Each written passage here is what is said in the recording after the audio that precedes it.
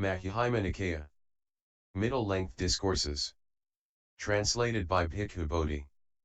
Sutta.central.net. Akankaya Sutta. 6. If a bhikkhu should wish, thus have I heard. On one occasion the Blessed One was living at Savatthi in Jeta's Grove, Anathapan. Ekas Park. There he addressed the bhikkhus thus: Bhikkhus, Venerable Sir, they replied.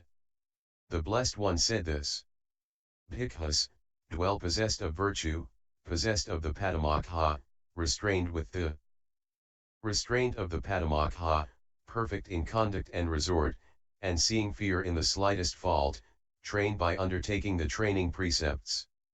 If a bhikkhu should wish, may I be dear and agreeable to my companions in the holy life, respected and esteemed by them, let him fulfill the precepts, be devoted to internal serenity of mind, not neglect meditation, be possessed of insight, and dwell in empty huts. If a bhikkhu should wish, may I be one to obtain robes, almsfood, resting place, and medicinal requisites, let him fulfill the precepts.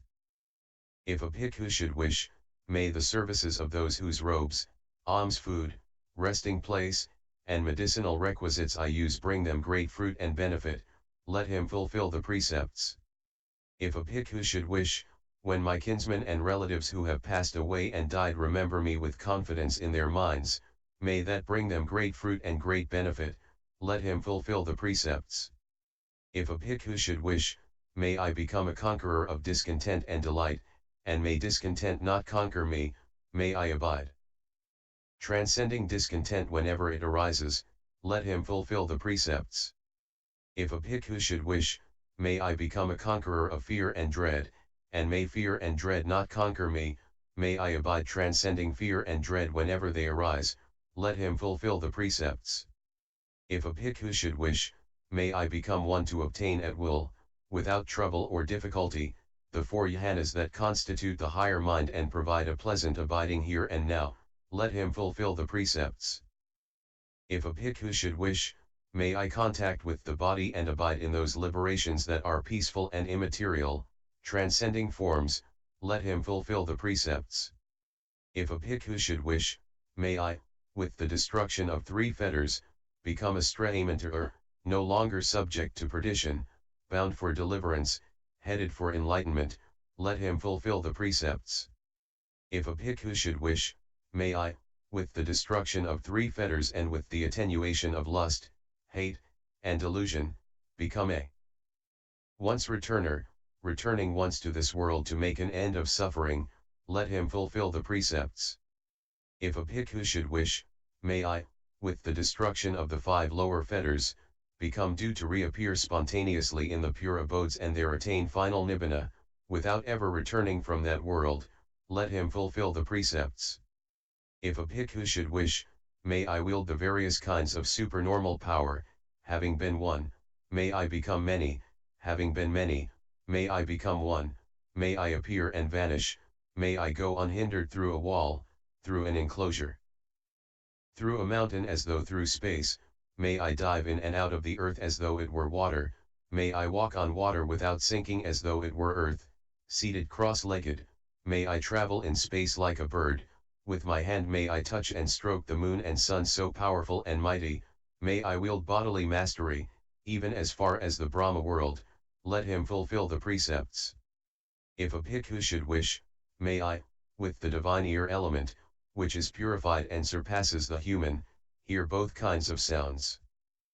The divine and the human, those that are far as well as near, let him fulfill the precepts. If a bhikkhu should wish, may I understand the minds of other beings, of other persons, having encompassed them with my own mind.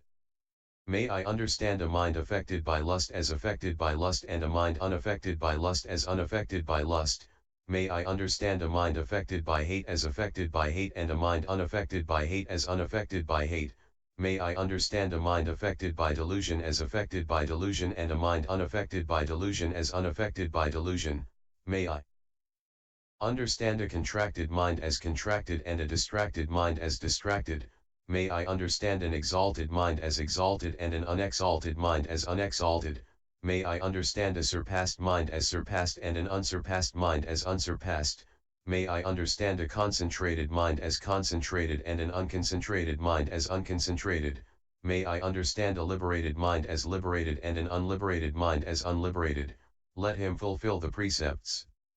If a bhikkhu should wish, may I recollect my manifold past lives, that is, 1 birth, 2 births, as Sutta 4:27, thus with their aspects and their particulars may I recollect my manifold past lives, let him fulfill the precepts. If a bhikkhu should wish, may I, with the divine eye, which is purified and surpasses the human, see beings passing away and reappearing, inferior and superior, fair and ugly, fortunate and unfortunate, may I understand how beings pass on according to their actions thus, as Sutta 4:29, let him fulfill the precepts. If a bhikkhu should wish, may I, by realizing for myself with direct knowledge, here and now, enter upon and abide in the deliverance of mind and deliverance by wisdom that are taintless with the destruction of the taints, let him fulfill the precepts, be devoted to internal serenity of mind, not neglect meditation, be possessed of insight, and dwell in empty huts. So it was with reference to this that it was said, Bhikkhus, dwell possessed of virtue, possessed of the Patimokkha, restrained with the restraint of the Patimokkha, perfect in conduct and resort, and seeing fear in the slightest fault, trained by undertaking the training precepts. That is what the Blessed One said. The Bhikkhus were satisfied and delighted in the Blessed One's words. And MNX 6.